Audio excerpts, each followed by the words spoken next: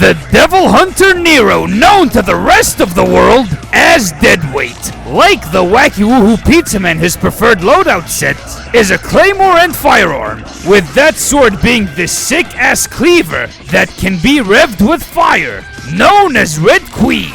Hello, it's the Devil Joe, back again with a brand new video, and today, I'm gonna find out which Devil May Cry game has the best Red Queen. I'm talking about both Red Queens in Devil May Cry's 4 and 5, ranking both of these on the following categories. Design, which one looked the best? Moveset, which sword had the sickest moves? Crowd control, which cleaver managed entire hordes the best? Damage, which one of these blades made these demons bleed out the hardest? To crown the winning Red Queen with the full Throttle Championship Title, let's jump into this crazy ranking! The first Red Queen we got is the Flaming Motorcycle Throttle Handled Sword from Devil May Cry 4. This order of the sword cleaver has been specifically designed with Nero in mind, with that mostly red throttle for a handle, with a few silver accents. You even got this red accent thing with a pedal design on it, looking pretty damn good. Towards the top of the red pattern you find the exhausts. They are a tad bit too tiny. I was barely able to tell they were supposed to be pipes. The blade itself is pretty straight, coming with a curved tip, a groove running across it. I bet that's where the fire comes out from. The handguard is a motorcycle brake. It's a kick-ass looking sword, don't get me wrong.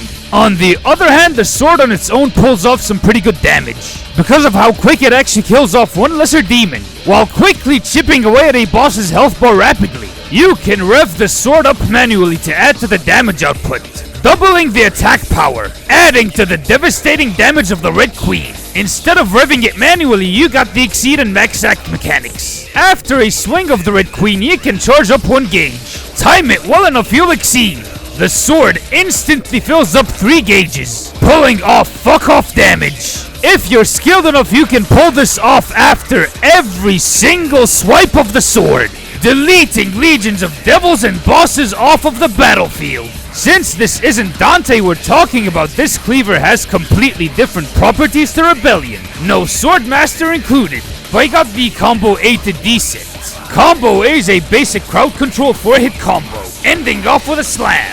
You get Combo B, the Grand 5 Slam, or more combo. Cool it, Nero, you're gonna break the damn sword. Relax, my guy. Combo C is one hell of a stylish slice and sweep move, with Combo D coming in with a very similar looking animation to Combo A. Instead of the forward moving stinger, you're handed the streak, a horizontal moving slash, great for clearing crowds, while managing a couple of hordes. It gets better on a full exceed, a flaming 360 spin, deleting and scattering those motherfuckers away from you, killing all them devils off. Level 1 exceed is a 180 spin, while level 2 is a 280 spin. Okay, something closer to like 360 without it actually being 360, but I digress. Either way, all of these options deal way more damage than the regular streak.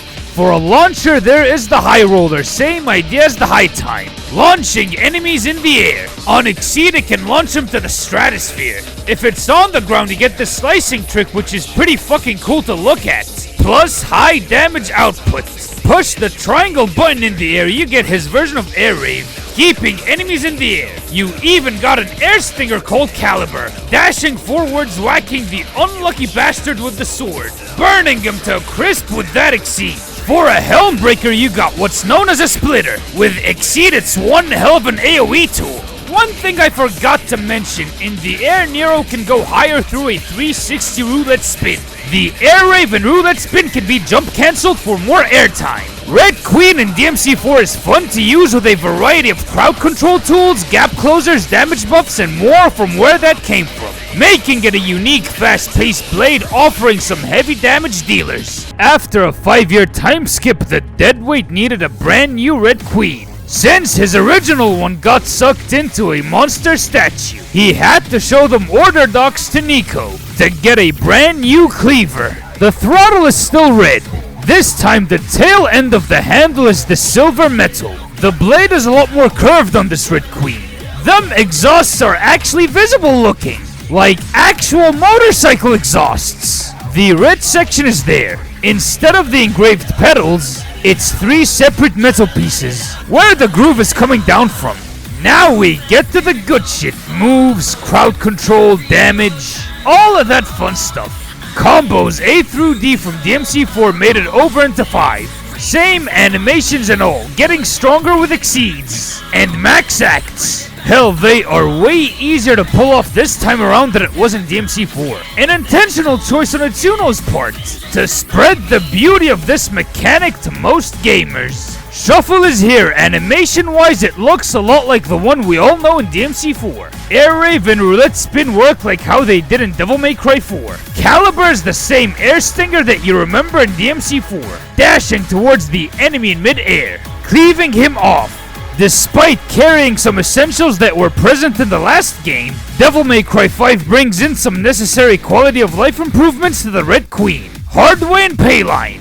One is holding down the triangle button to get Nero to launch his dead weight over to an enemy dealing some pretty hefty blows, especially when the sword is fully revved. While floating around in mid-air, input the stinger command to go for that payline. A literal downwards moving stinger, allowing you to rain down on a crowd below you instead of the split. Damage-wise, this sword has the same idea as the DMC4 one. It's a fast-moving blade, taking off a huge chunk of them health bars in a flash. Damage is doubled when it comes to that exceed, massacring huge hordes of demons in your path. Red Queen in DMC5 is slightly better than the DMC4 one, again, because of some tiny quality of life improvements, while keeping everything that made the OG cleaver work in the last game so well, improving on these aspects at the same time. Ladies and gentlemen, we come to the grandstand of crowning the Full Throttle Championship Title. Time to usher in this top 2. In the number 2 spot is the Red Queen in Devil May Cry 4. It's not bad or anything. It's a great addition to the arsenal of swords in the DMC series, handing over a ridiculously creative concept for a motorcycle sword hybrid, having a ton of fun moves to play with, differentiating it from Rebellion. Ladies and gentlemen, the winner of the Full Throttle Championship Title, Devil May Cry 5, Red Queen! DMC5's Red Queen took the win due to the very reason of simple quality of life improvements, making all the difference in the world when it comes to how the sword is used, keeping what made it great in Devil May Cry 4, upgrading it at the same time. With that out of the way, we come to the end of this video. What were your guys' thoughts on it? And which Red Queen should have won the Full Throttle Championship Title? Let me know in the comments down below. If you liked this video, be sure to hit that like button and smash that subscribe button real impact style. At 10,000 subscribers, I'll pull off a whole ass Dante combo video in real life, wearing this entire cosplay. Trust me, we are pretty damn close. Hit the bell icon to get notified on whenever I upload a brand new Devil May Cry or other action game video. This has been the Devil Joe signing out.